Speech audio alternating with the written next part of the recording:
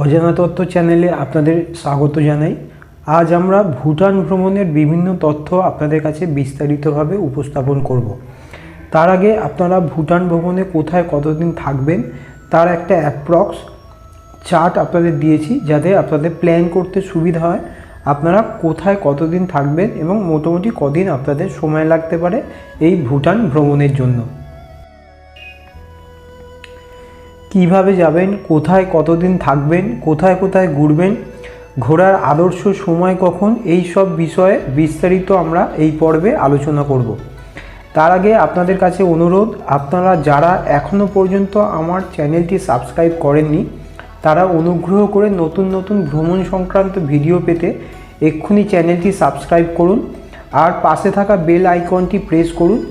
আর ইতিমধ্যেই যারা আমার চ্যানেলটিকে সাবস্ক্রাইব করে নিয়েছেন তাদেরকে জানাই আমার অসংখ্য ধন্যবাদ।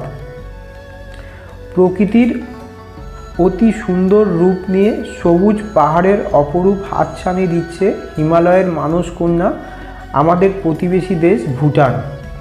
দেশটির পূর্ব দিকে আছে অরুণাচল প্রদেশ, পশ্চিমে আছে চীন ও সিকিম, উত্তরে আছে তিব্বত আর দক্ষিণে ডুয়ার্স অঞ্চল ও অসম অবস্থিত।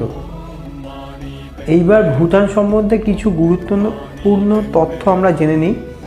ভুটানের জাতীয় গাছ হলো সাইপ্রাস, ফুল হলো ব্লু পপি, পাখি হলো রাভেন, পশু হলো তাকিন, খেলা হলো তীরন্দাজি আর ভাষা হলো জোংখা। ভুটানের মুদ্রা হলো নুলট্রাম, যা ভারতীয় মুদ্রা বা টাকার সমতুল্য। কিভাবে যাবেন এবার আমরা দেখে নিই। সড়ক পথে ফুল সেলিং আর আকাশপথে পাড়ো দিয়ে ভুটানে আপনারা প্রবেশ করতে পারেন। ফুল সেলিং হলো ভুটানের প্রবেশদ্বার। ভারত ভুটান সীমান্ত রেখার একদিকে পশ্চিমবঙ্গের জয়গাঁও শহর আর অন্যদিকে ভুটানের সীমান্ত শহর ফুল সেলিং অবস্থিত। শিলিগুড়ির তেনজিং নোরগে বাস স্ট্যান্ড থেকে সরাসরি বাস পাবেন জয়গাঁও এবং ফুল সেলিংয়ের উদ্দেশ্যে।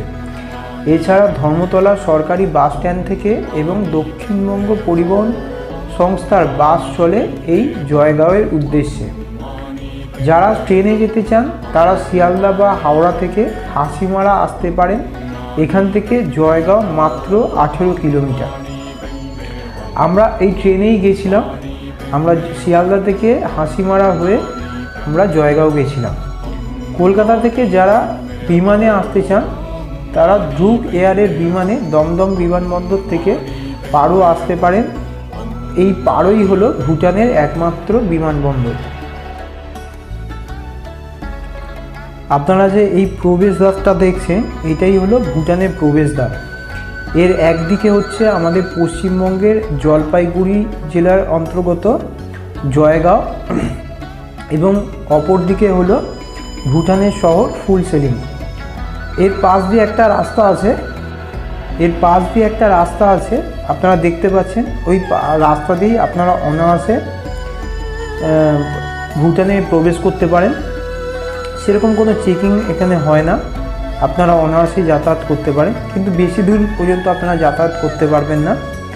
আর এই ফুল সেলিং হচ্ছে ইমিগ্রেশন অফিস। এখান থেকেই আপনারা আপনাদের ভ্রমণ সংক্রান্ত পারমিট যেটা হয় সেটা করিয়ে নেবেন।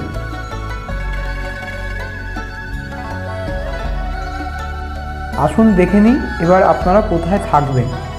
ভুটানের ফুল সেলিং বা জলপাইগুড়ির জয়গাঁও আপনারা যেখানে ইচ্ছে সেখানেই থাকতে পারেন, কিন্তু জয়গাঁওতে থাকাই সুবিধাজনক। এখানে খাওয়া দাওয়া বেশ ভালো এবং হোটেলের ভাড়াও তুলনামূলকভাবে কম।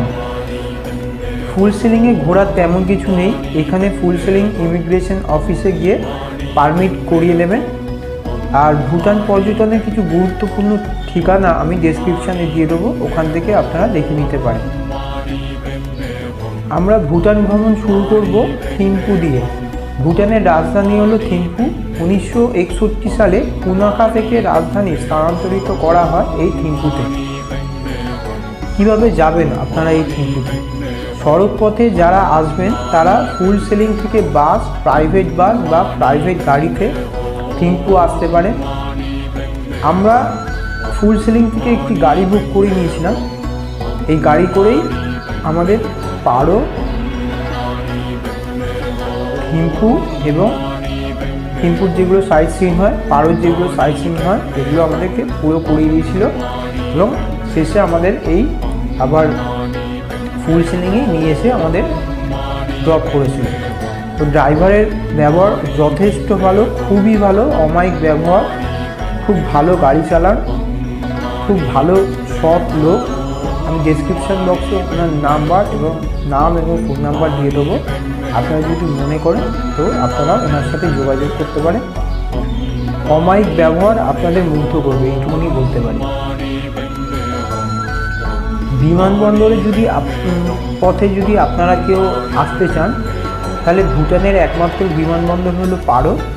এই পারো থেকে আপনারা বাস বা ট্যাক্সিতে থিম্পু আসতে পারেন। আপনারা এখন যেটা দেখছেন এইটা হচ্ছে ভুটানের অবস্থিত ফুল সিলিং শহর। আর এখানে বিভিন্ন জায়গায়, এটা হচ্ছে রাজা ভুটানের অবস্থিত, এখানে এখনও রাজতন্ত্র আছে আপনারা জানেন। তো এটা ভুটানের রাজার ছবি। ভুটানের লোকের রাজাকে খুব শ্রদ্ধা করেন, বিভিন্ন জায়গায় ওনার ছবি আপনারা দেখতে পাবেন ভুটানের প্রবেশদ্বারে। এবং খুব সুন্দর সাজানো গোছানো একটা প্ল্যান করা শহর, খুব ভালো লাগবে আপনাদের ঘুরতে।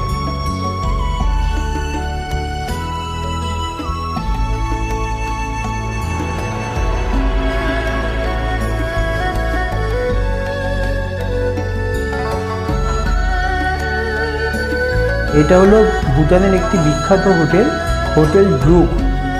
আপনারা যদি ইচ্ছা করেন তো এই হোটেলে এক রাত কাটাতে পারেন, খুব ভালো এবং এখানকার একটি বিখ্যাত হোটেলগুলোর মধ্যে এটি অন্যতম।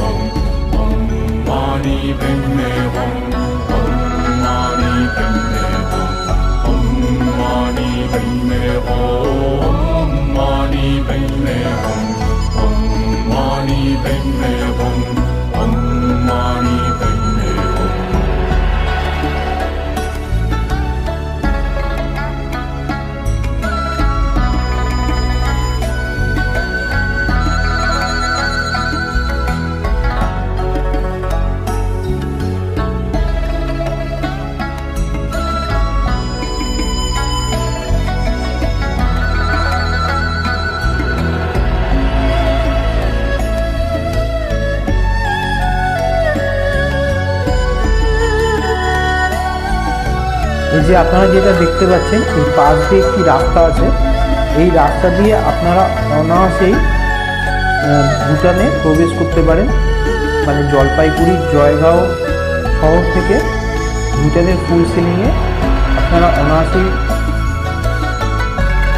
প্রবেশ করতে পারেন। এই দেখুন আপনারা যেভাবে এই পথসারিগুলো যাচ্ছে, এরা এখন এই রাস্তা দিয়ে গিয়ে এই যে সামনে চেকপোস্ট আপনারা দেখতে পাচ্ছেন, এই চেকপোস্টের ভিতর দিয়ে গিয়ে ওরা জয়গাঁও মানে জলপাইগুড়ি জেলার যেটা আমাদের পশ্চিমবঙ্গে অবস্থিত জয়গাঁওতে ঢুকে।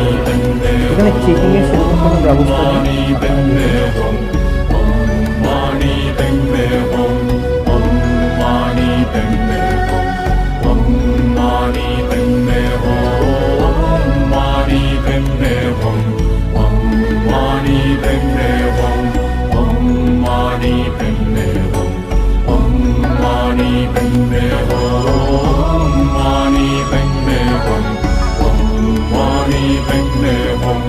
আমরা পরের দিন সকালে একটু গাড়ি বুক করে থিম্পুর উদ্দেশ্যে রওনা দিলাম।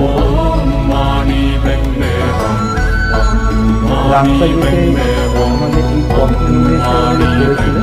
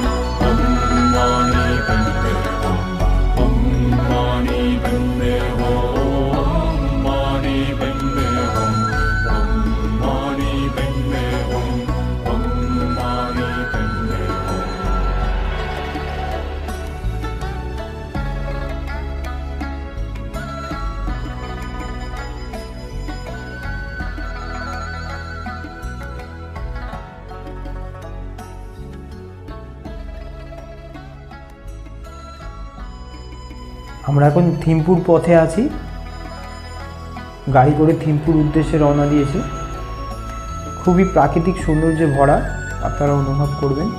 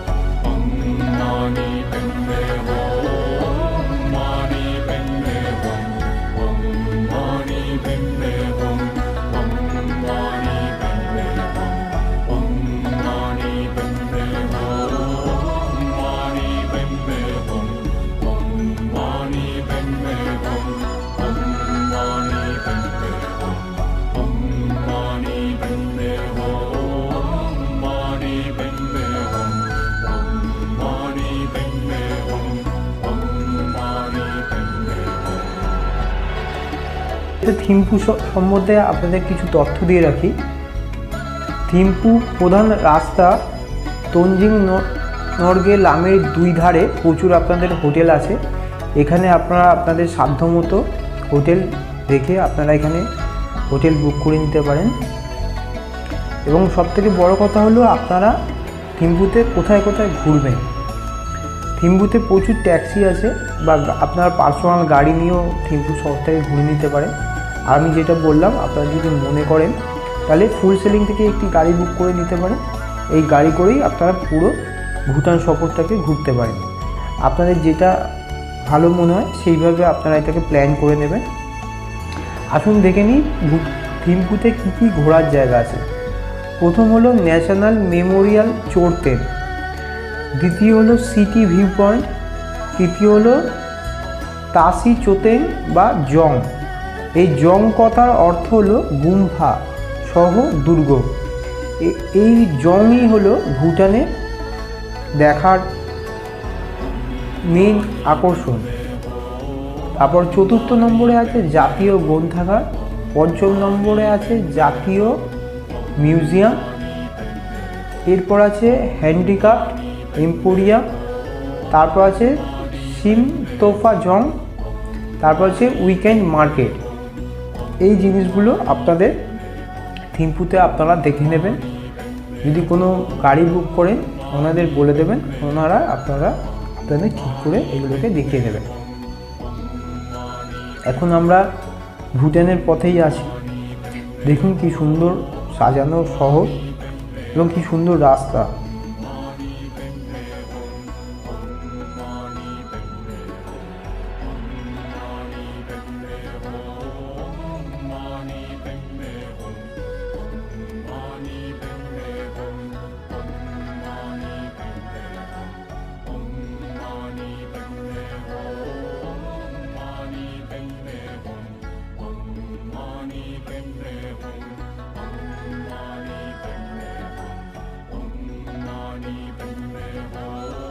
আমরা প্রায় থিম্পু শহরের কাছাকাছি চলে এসেছি।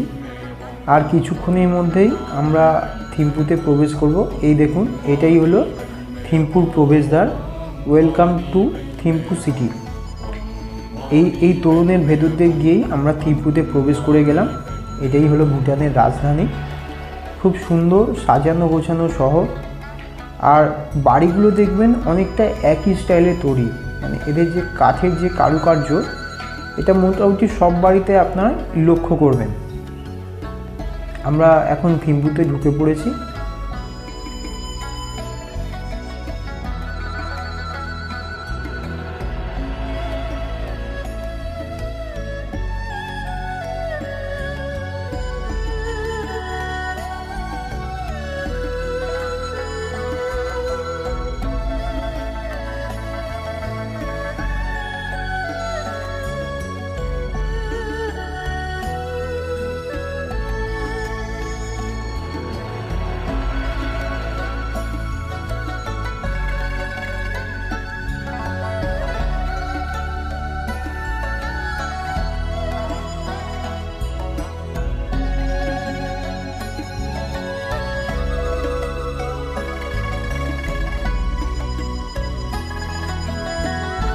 থিম্পুতে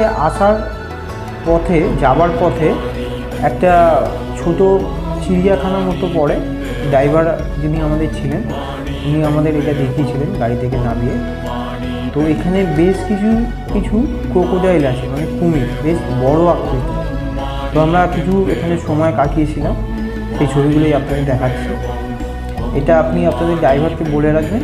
এটা যখন আপনি ফুল সেলিং থেকে থিম্পুর উদ্দেশ্যে আপনারা রওনা দেবেন, তার মাঝে কোনো একটা জায়গায় এটা পড়ে। ড্রাইভারদের বললে ওনারা আপনাদের দেখিয়ে দেবেন। আমরা যেদিনকে থিম্পু পৌঁছালাম সেদিনকে প্রায় বিকেল হয়ে গেছিলো। আমরা বিকেলে হোটেল দেখে আমাদের সাতটা একটি হোটেলে আমরা রাত কাটিয়ে পরের দিন আমরা সাইট সিন করতে বেরিয়েছি। আমরা প্রথমেই যাব ন্যাশনাল মেমোরিয়াল চৌকেন। তো এই দিকেই আমরা রওনা নিচ্ছি। আসুন দেখে নিই। আপনাদেরকে দেখাচ্ছি। খুব সুন্দর জায়গা এবং আমাদের যিনি ড্রাইভার ছিলেন খুব সুন্দরভাবে আমাদের ঘুরিয়েছিলেন, আমাদের বুঝিয়ে দিয়েছিলেন। আমরা কিছুক্ষণের মধ্যে ন্যাশনাল মেমোরিয়াল চৌধুরী পৌঁছে যাব।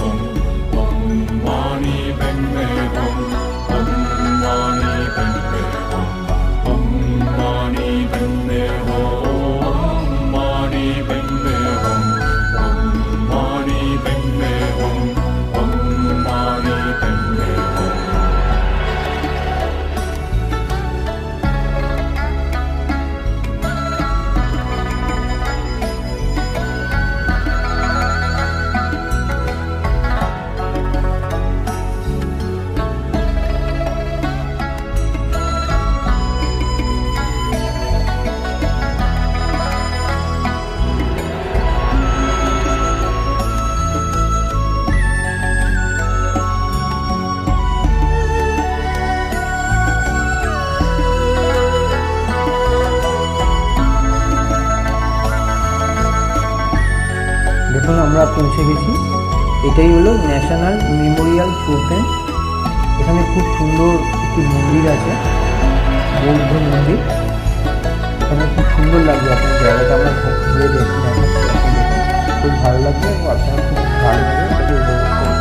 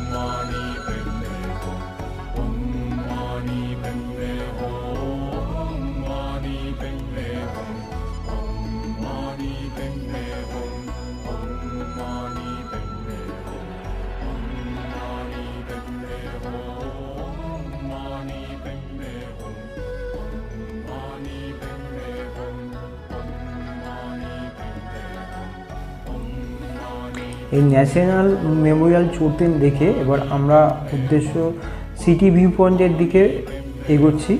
আমরা প্রথমে দেখব একটি বিশাল বড় বৌদ্ধ মূর্তি আছে।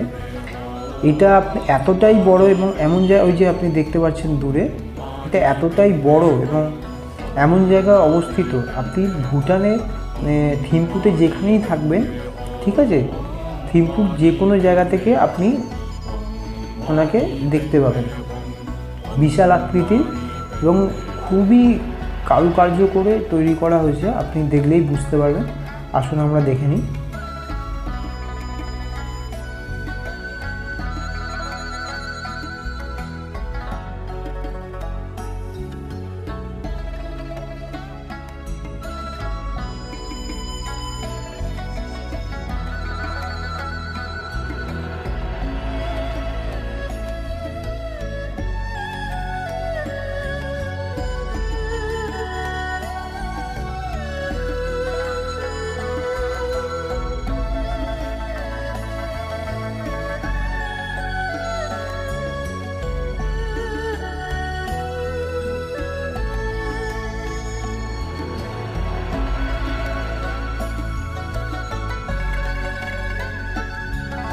আপনারা দেখতে পাচ্ছেন পুরো সোনালি রঙে মোড়া, খুবই অপূর্ব জিনিস এটা।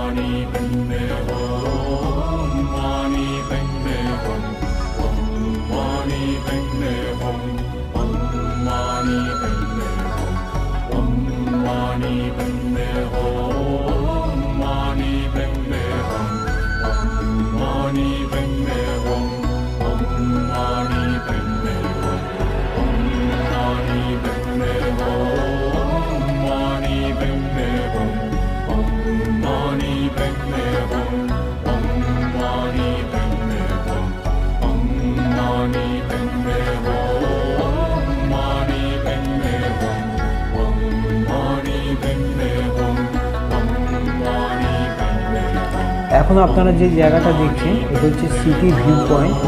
এখান থেকে আপনি পুরো থিম্পু শহরটাকে দেখতে পাবেন। দেখুন কি সুন্দর ছবির মতো লাগছে পুরো থিম্পু শহরটাকে। হ্যাঁ, এই পুরো এটা হচ্ছে পুরো থিম্পু শহর।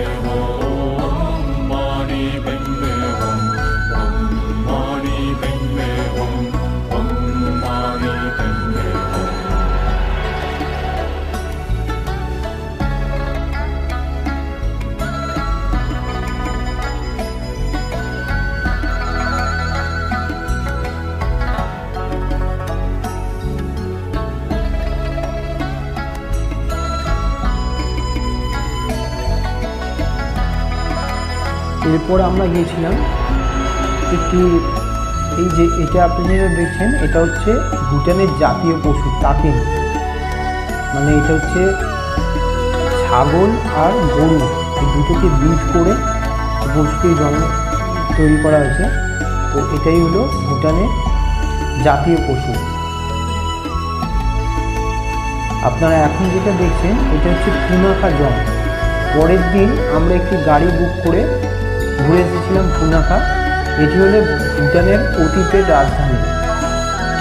আগে এই পুনাখাই ছিল ভুটানের রাজধানী, পরে এখান থেকে থিম্পুতে রাজধানী স্থানান্তরিত করা হয়। থিম্পু থেকে থিম্পু থেকে পুনাখার দূরত্ব হলো 77 কিলোমিটার, 77 কিলোমিটার। পুনাখা যাওয়ার পথে পড়বে দোচুলা পাস। নিজস্ব গাড়ি বুক করে গেলে এই দোচুলা পাসে সময় কাটাতে পারবে। তো আমরা নিজস্ব গাড়ি বুক করে গেছিলাম, দোচুলা পাসে কিছুটা সময় কাটিয়েছিলাম। এখন আমরা যেটা দেখছি এটা হচ্ছে পুনাখা জং। পুনাখার দুটো নদী, কজু আর নজু, এই দুটি নদী এসে মিশেছে এখানে, আর এদের সঙ্গমস্থল হলো পুনাখা জং। 1637-এ নাওয়া নাম জিওলের তৈরি এই জং। এই জংয়ের পোশাকির নাম হলো সুলতান ডুচিং ফোডাং। এখানে আছে সোনার বুদ্ধিমূর্তি, স্থাপত্য শৈলীও আপনাকে মন কাড়বে। পুনাখা ঘুরতে বেশি সময় লাগে না। থিম্পু থেকে এসে পুনাখা বেরিয়ে দিনের দিন আপনারা আবার থিম্পু ফিরে যেতে পারেন। কি অপূর্ব সুন্দর দেখতে, আপনারা নিজেরাই দেখেন।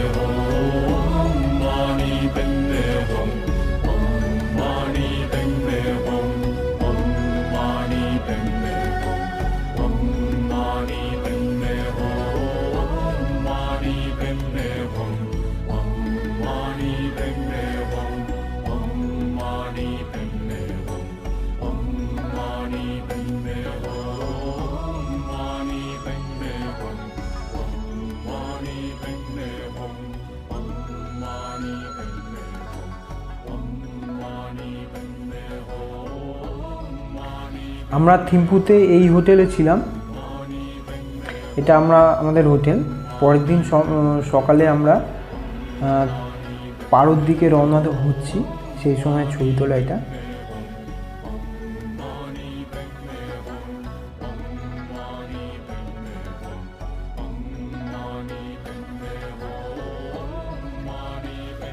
পরের দিন সকালে আমরা থিম্পু থেকে পারোর দিকে রওনা দিচ্ছি। পারো হলো ভুটানের একমাত্র বিমানবন্দর। বিমানবন্দরটি অসাধারণ, দেখার মতো। আমরা যাওয়ার সময় বিমানবন্দরের সামনে দাঁড়িয়েছিলাম, দেখাবো।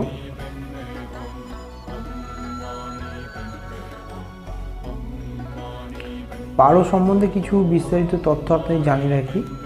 ভুটানের উচ্চতম শৃঙ্গ মাউন্ট চোমালিহরির কোল ঘেঁষে ছবির মতো সুন্দর উপত্যকা হলো পারো। উচ্চতা হলো 2000 মিটার। এই উপত্যকার মধ্যে দিয়ে বয়ে চলেছে চু নদী। সবুজ চাষের ক্ষেত, সাজানো ছোট্ট শহর, প্রাচীন একাধিক গুম্ফা আছে এখানে। এছাড়া ঘরবাড়িগুলো খুবই রঙিন। হিমালয়ের অপূর্ব সৌন্দর্য আপনি দেখতে পাবেন এখানে।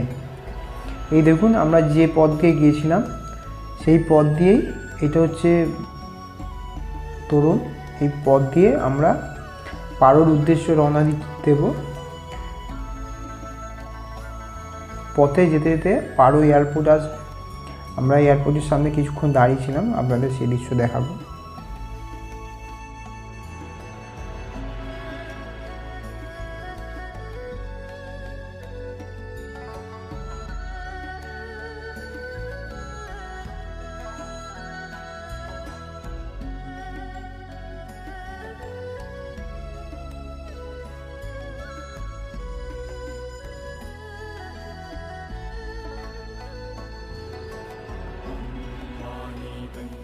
Om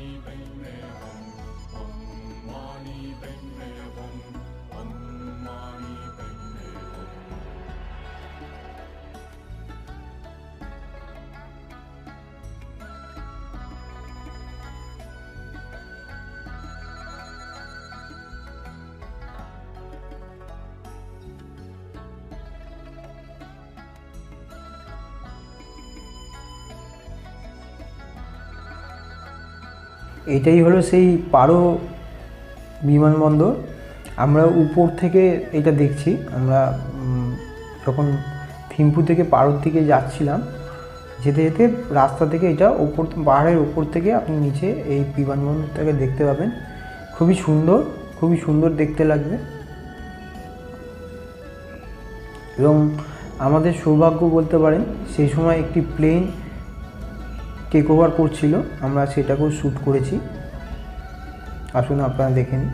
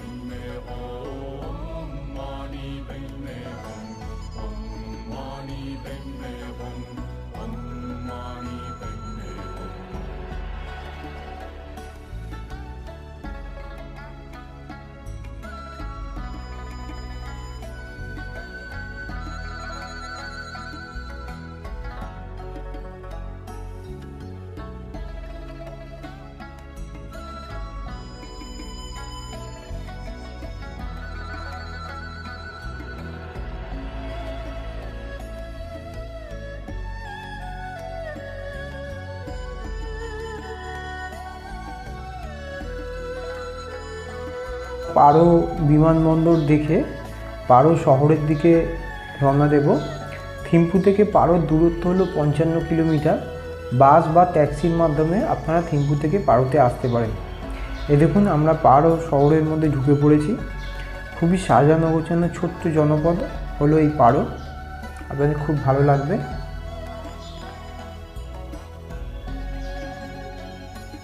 এখানে বিভিন্ন মানের হোটেল আপনারা পাবেন। আমরা এই হোটেলে ছিলাম। ফোন নাম্বার এবং হোটেলের নামও আপনারা দেখতে পাচ্ছেন। তো আপনারা চাইলে থাকতে পারেন। খুবই সাজানো গোছানো, খুবই অমায়িক ব্যবহার ওনাদের। পরের দিন সকালবেলা আমরা সাইট সিইংয়ে বেরিয়েছি। আমরা পারো মনেস্ট্রির দিকে যাচ্ছি সকালবেলা। আসুন এবার আমরা জেনে নিই পারোতে আপনারা কী কী ঘুরবেন। পারোতে যেগুলো মেন জিনিস সেটা হচ্ছে এখানে প্রাচীন অনেক গুম্ফা আছে। আর তার মধ্যে তাকসাং গুম্ফা বা টাইগার নেস্ট গুম্ফা, এটা হলো একটি অন্যতম গুম্ফা। এইটা যেতে হলে আপনাদের একদিন এক্সট্রা সময় দিতে হবে। সকালবেলা গাড়ি করে নিয়ে এখানে নিচে গাড়ি দাঁড় করিয়ে দেবে। ওখান থেকে আপনাদের পায়ে হেঁটে এই গুম্ফায় উঠতে হবে এবং আবার নামার সময় পায়ে হেঁটে নামতে হবে। প্রায় একদিন সময় লেগে যায় এই গুম্ফা দেখে উপর থেকে নিচে নেমে আসতে। আপনাদের অসম্ভব সুন্দর লাগবে। আমরা গিয়েছিলাম, আমরা দেখাচ্ছি আপনাদের, দেখুন।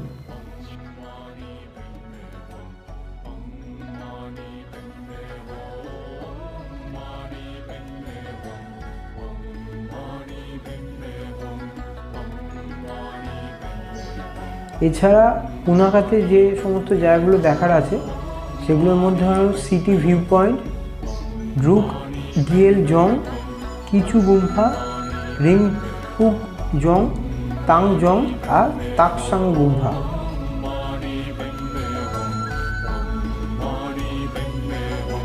আমরা আছি এখন পারো জংয়ের মধ্যে। এই জংগুলি হলো ভুটানের দেখার মেন বিষয়বস্তু। এগুলো এক ধরনের একটা কেল্লার মতো, মানে এই জংয়ের ভেতরেই এরা সমস্ত ব্যবস্থা এদের থাকে। এবং দেখুন কি অসাধারণ কারুকার্য, কত পুরনো, কত প্রাচীন, কিন্তু এদের কারুকার্য বলুন, এদের রং বলুন, একটুকু ফিকে হয়নি এবং খুব কালারফুল। এগুলো প্রচুর কালারফুল, আপনারা দেখুন।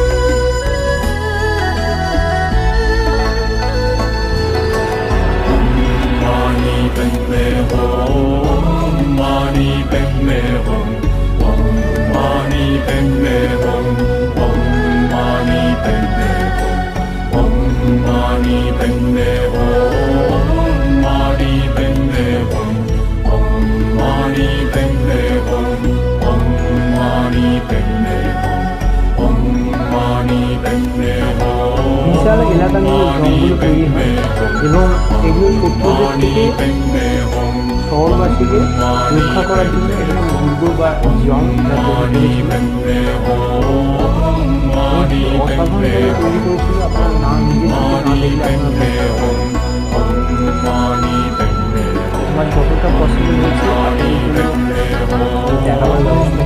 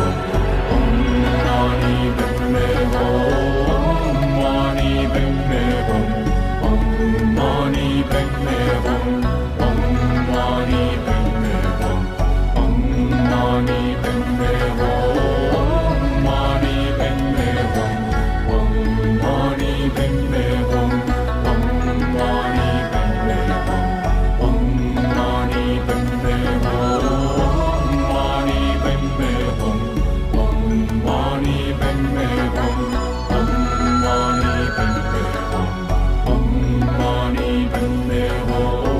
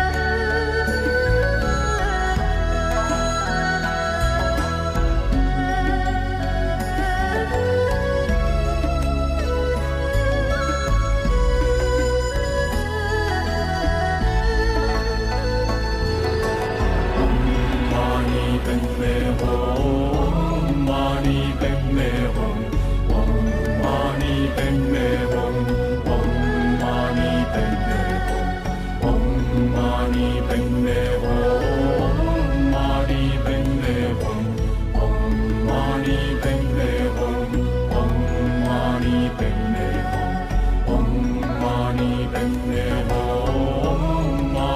Padme Hum, Mani Padme Hum, Om Mani Padme Hum, Om Mani Padme Hum, Om Mani Padme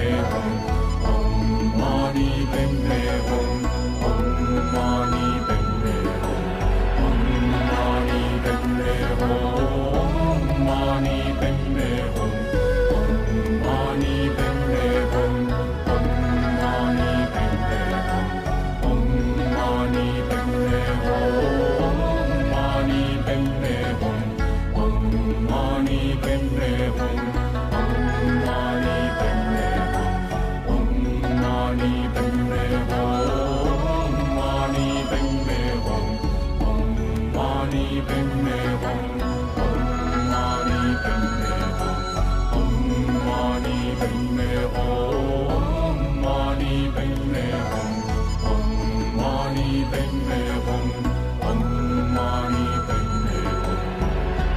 Hum, Om Mani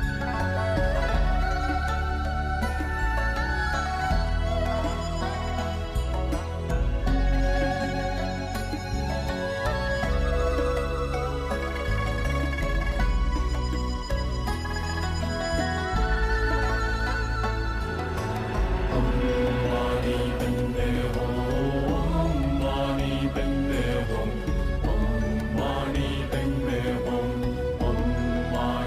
Hum, Om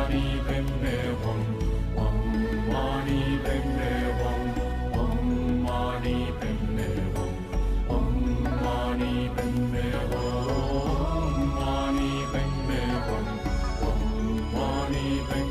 Hum, Om Mani Padme Hum, Om Mani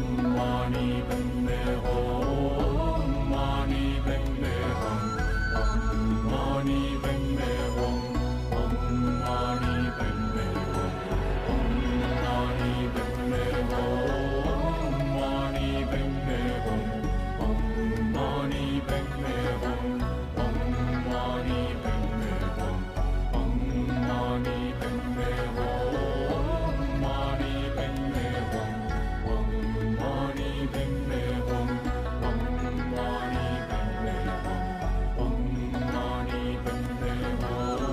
Om Mani Padme Hum, Om Mani Padme Hum, Om Mani Padme Hum, Mani Padme Hum, Om Mani Padme Hum, Om Mani Padme Hum.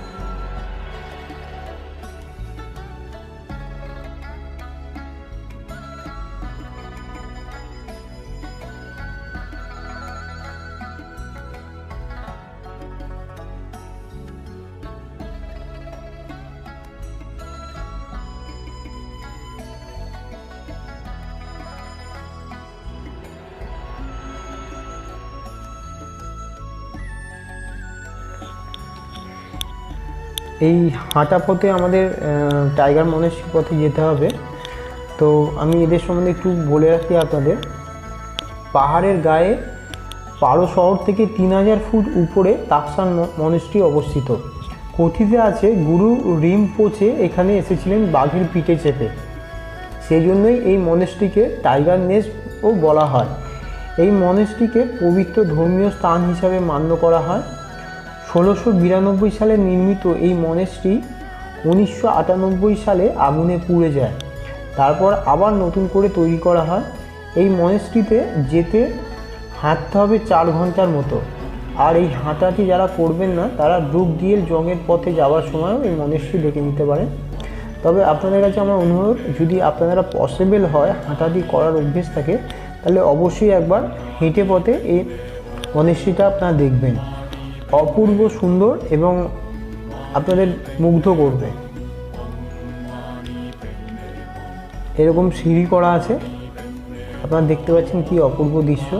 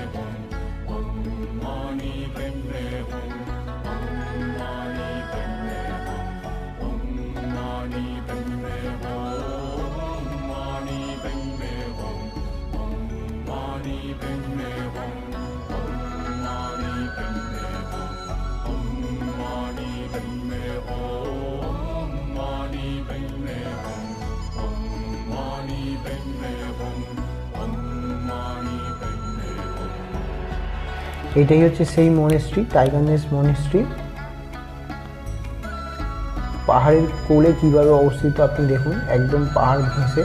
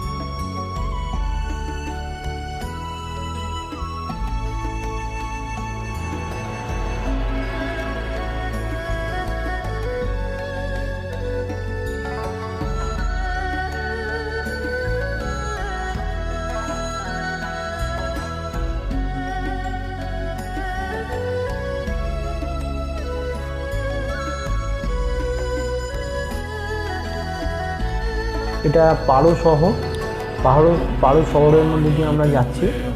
এখান থেকে আপনারা পুনাকাও যেতে পারেন, এটাও একটি দর্শনীয় স্থান।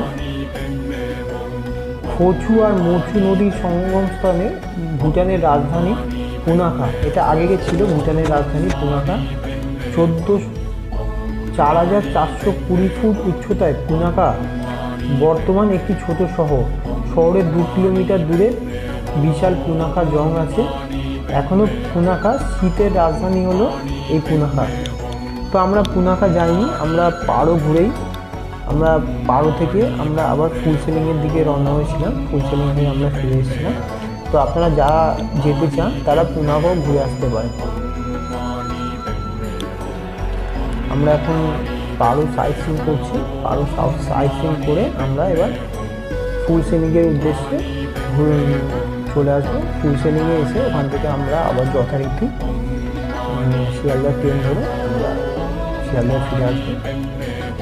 খুবই সুন্দর লাগবে আপনাদের। যারা ভুটান বহিন যদি যেতে চান আপনারা অবশ্যই যান, কোনো ঝামেলার ব্যাপার নেই এখানে। খুবই শান্ত এখানকার অধিবাসী যারা, আপনাদের প্রচুর হেল্প করবে।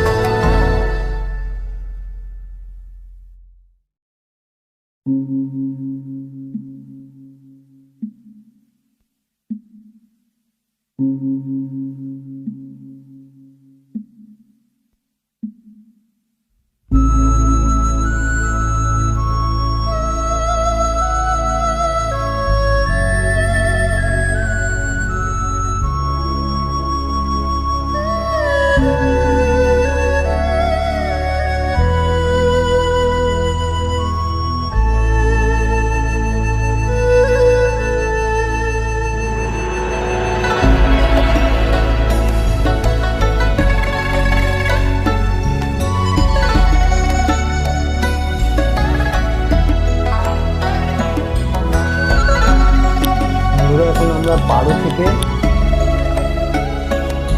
ফুলসিলিংয়ের উদ্দেশ্যে রওনা হয়েছি। পরের দিন সকালবেলা আমরা ফুলসিলিং ফিরে আসছি। এখানে একবার কাটিয়ে আমরা বাড়ির দিকে রওনা দেবো। খুব সুন্দর লাগবে বন্ধুরা, যদি যেতে চান ভুটান অবশ্যই আপনারা ভুটানে আসতে পারেন।